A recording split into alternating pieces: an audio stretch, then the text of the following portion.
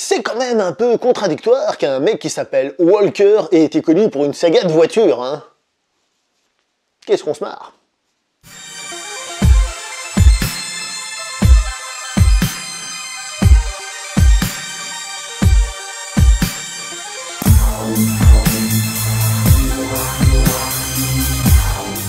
Bonjour à vous les cinéphiles et bienvenue pour cette nouvelle critique poussiéreuse. Aujourd'hui nous allons parler d'un film sorti en 2013 qui s'appelle Hours, réalisé par un certain Eric Eiserer et dans le rôle principal, vous l'aurez compris, un certain Paul Walker. J'ai presque envie de dire dans le seul rôle du film. Non, c'est pas vrai, il y a d'autres personnes, mais c'est quand même lui qui est pratiquement tout seul à l'écran très longtemps. Avant de rentrer dans la critique du film, cette critique je la fais par rapport à un live que j'ai fait où quelqu'un m'a demandé de faire cette critique. Et comme j'étais curieux de savoir ce que Paul Walker a pu faire autre que Fast and Furious, parce qu'on sait qu'il a fait d'autres choses, mais personne ne le connaît en règle générale pour autre chose. Il y a peut-être Brick Mansion, dans lequel les gens ils ont jeté un coup d'œil parce qu'il paraît que c'était un remake de Banlieue 13. Je dis pareil parce que j'ai vu ni le premier ni le second. Enfin, on sait que c'est un remake, mais je veux dire, ça m'intéresse pas du tout. Donc voilà. Et au passage, la personne m'a fait un don sur Tipeee, je me suis senti obligé d'au moins jeter un coup d'œil. Pas tout à fait vrai, ça. Quoi qu'il en soit, la note que je vais donner à ce film, je suis très content de l'avoir vu parce que je vais lui donner un très bon 8 sur 10. Alors, comprenez-moi bien, le film est une petite pépite, mais c'est pas non plus... il manque quelque chose, on va revenir un petit peu là-dessus. Donc l'acteur, parce que comme j'ai dit, c'est lui qui a le rôle très principal, est-ce que c'est un bon acteur? Est-ce que si on le sort de cette saga Fast and Furious, qui est une saga un peu beauf, on est bien d'accord, une saga dans laquelle on peut pas vraiment juger du talent d'un acteur en tant que tel, est-ce que dans un film dramatique, est-ce qu'il est bon? La réponse est oui, mais il est pas mauvais, il est plutôt bon, on peut difficilement critiquer, mais j'ai l'impression que ça manque un tout petit peu. Mais malgré tout, on réfléchit et on se dit, attends, est-ce que si j'avais mis un autre acteur, peut-être un acteur que j'adore, ou simplement un acteur qui serait plus expressif, est-ce que franchement, il aurait fait quelque chose de mieux?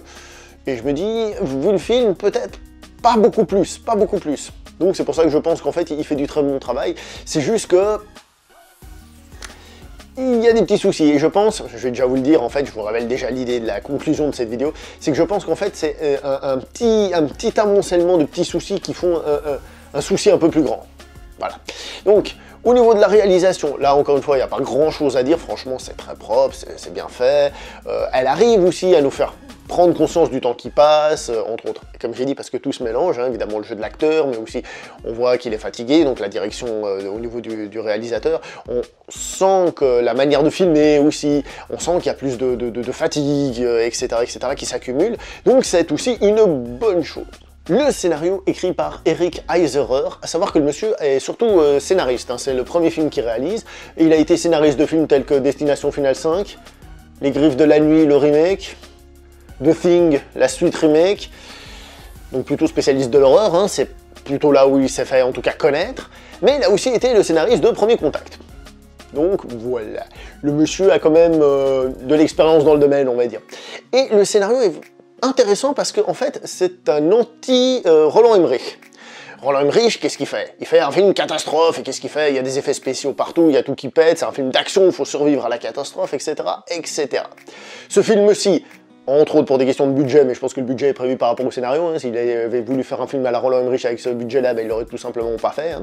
Donc, de par le scénario, le film est anti-spectaculaire. Il cherche totalement à éviter ça. Parce que ce film est, entre guillemets, un film catastrophe, puisqu'il fait référence à l'ouragan Katrina. Donc je rappelle, l'ouragan Katrina, c'est un ouragan qui est arrivé en 2005, je crois, à la Nouvelle-Orléans, et qui a été dévastateur. Et là où les Américains avaient été choqués par cet événement, c'est qu'en plus d'être dévastateur, ils se sont rendus compte qu'ils n'ont pas réussi à envoyer suffisamment de secours, ils n'ont pas réussi à être suffisamment efficaces pour les sauver. Donc, comme quoi l'Amérique est très forte pour partir à la guerre, par contre, dès qu'il s'agit de s'occuper des gens du pays, là c'était un petit peu plus compliqué. Et donc l'ouragan Katrina a beaucoup marqué les esprits des Américains à ce moment-là. Et donc, puisqu'il parle de cet ouragan, comme j'ai dit, on peut plus ou moins considérer ce film comme un film catastrophe. Mais il n'y a pas une seule scène d'action, il n'y a pas une seule scène de catastrophe. Il y a 2-3 trucs lointains où on voit un peu la situation, mais c'est pas du tout le but. Là, on est dans l'intimisme, dans la réaction d'une personne.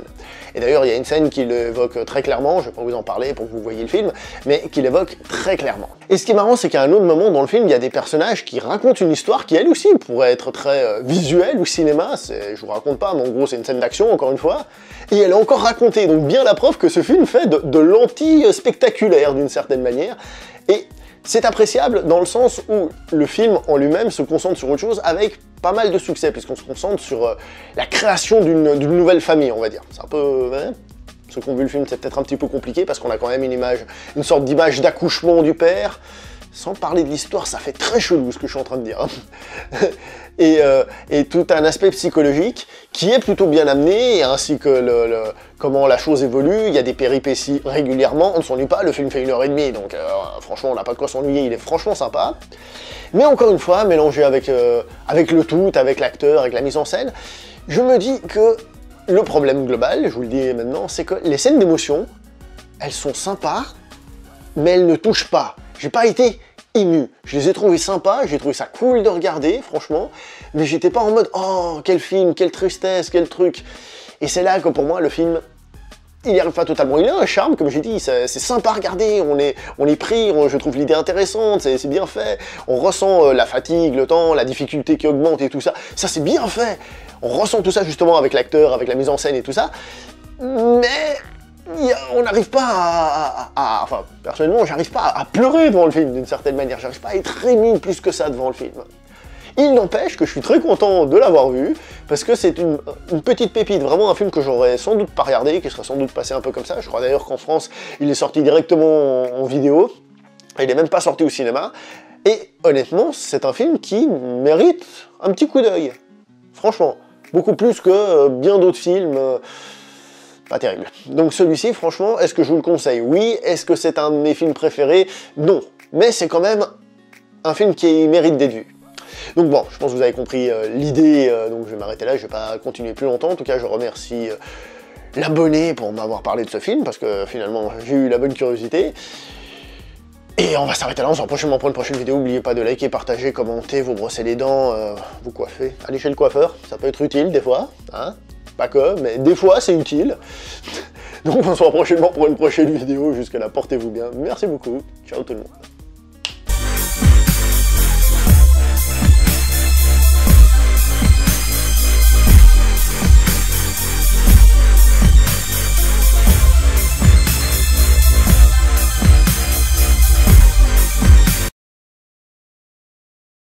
Putain de téléphone.